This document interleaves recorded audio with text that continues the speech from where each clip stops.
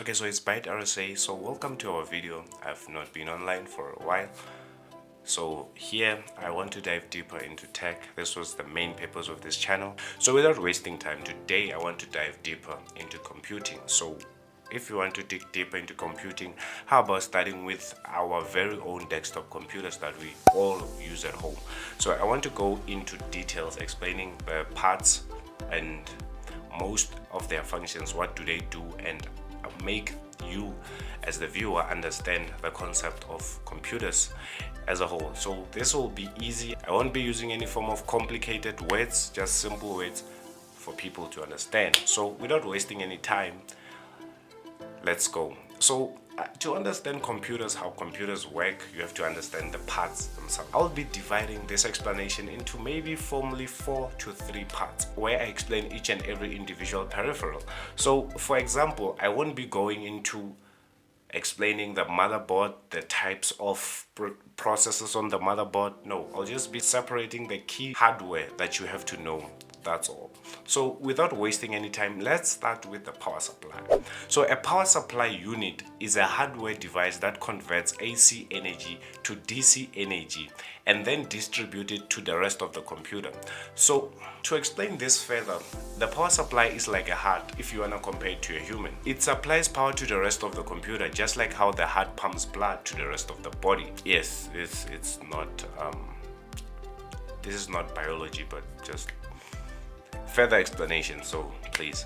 Okay, so the next part that I want to go into, it's the motherboard itself. So it's the second board of the computer, but it's referred to as the motherboard.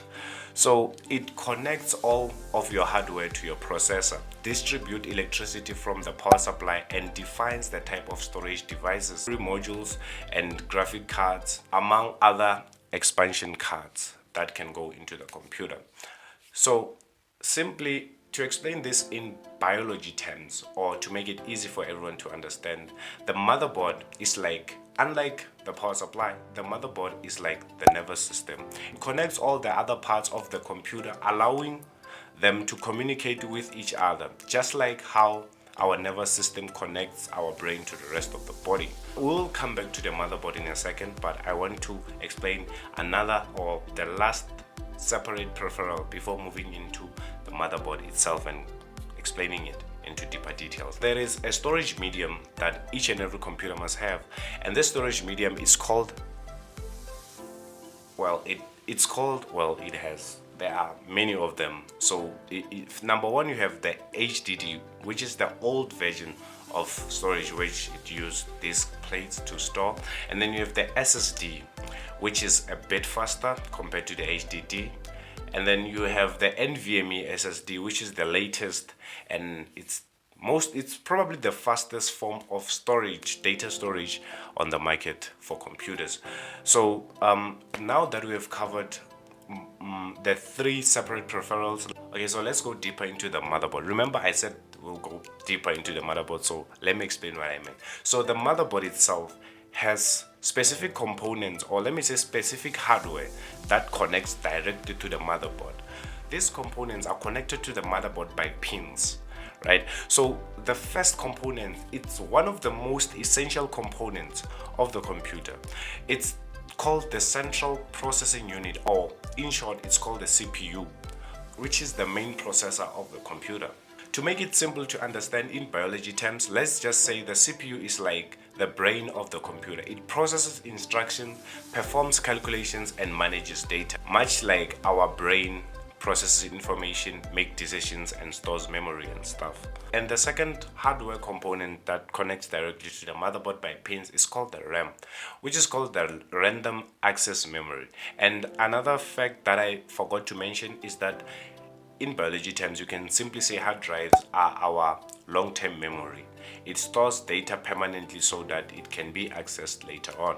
So now that we have covered that, let's go back to another component that connects directly to the motherboard by pins, which is the RAM. It's called random access memory.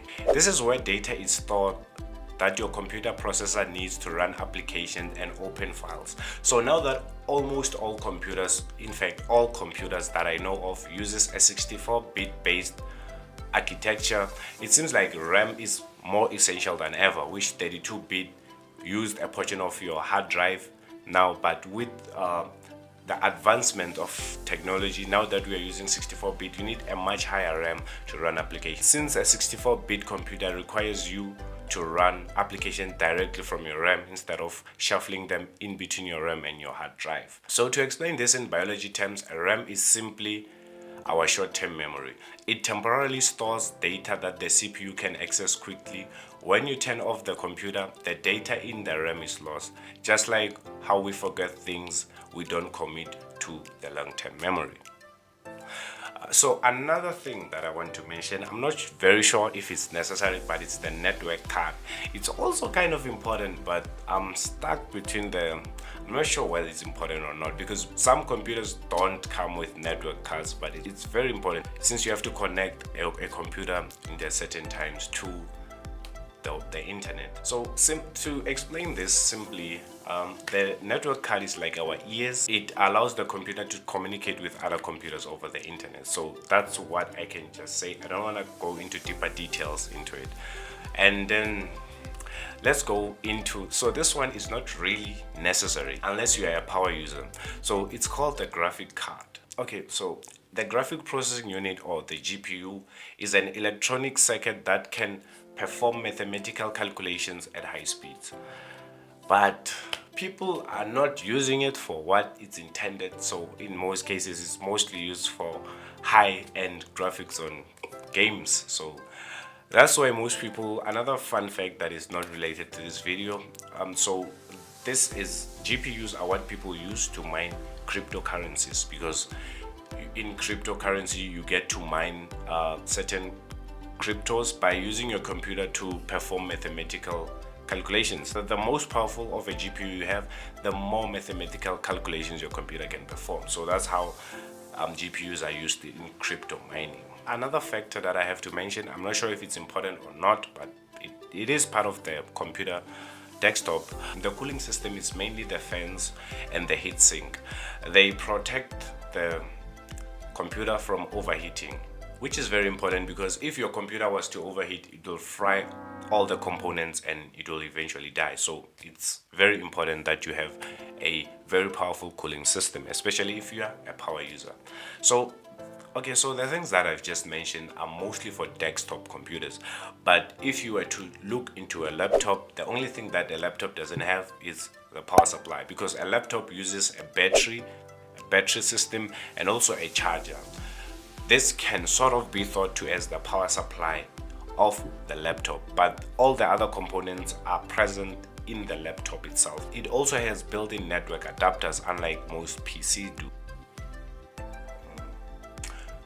Okay, so that's it for today. Hopefully you enjoyed the video, and I'll be going into much deeper details in the upcoming videos. So subscribe, like, and comment what you think of today's video.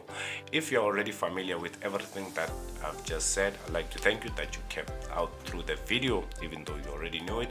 Learning can never be enough. So subscribe, like, and comment what you think of today's video. And yeah, hopefully have a wonderful day. Peace.